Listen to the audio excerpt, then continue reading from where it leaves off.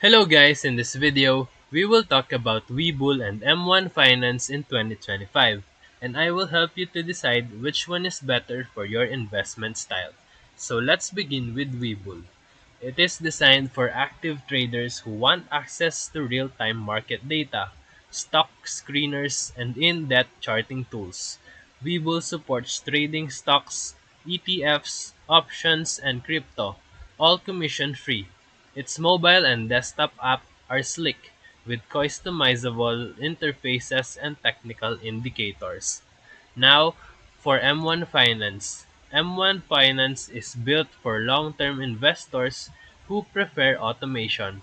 You create portfolios called pies, each with a mix of stocks or ETFs. It then automatically invests and rebalances based on your deposit schedule. It's perfect for people who want to grow wealth without daily trading. So let's compare the two. Number one for trading style.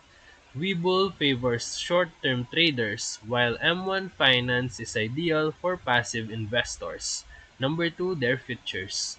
Webull has better real-time data and charting, while M1 shines with automation and fractional investing. Number three, the research tools. Webull includes news feeds, analyst ratings, and financials, while M1 offers basic insights but less depth.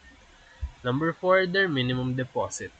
Webull has no minimum for brokerage accounts, while M1 requires $100 to start and $500 for IRAs. Number five, their automation.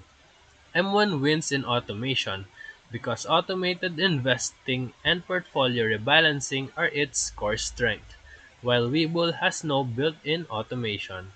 Number six, they are ideal for. You can choose Webull if you want to control every trade and time the market, and choose M1 Finance if you want to invest regularly with less effort and more discipline. So both are great platforms, but your best pick depends on your trading habits and financial goals.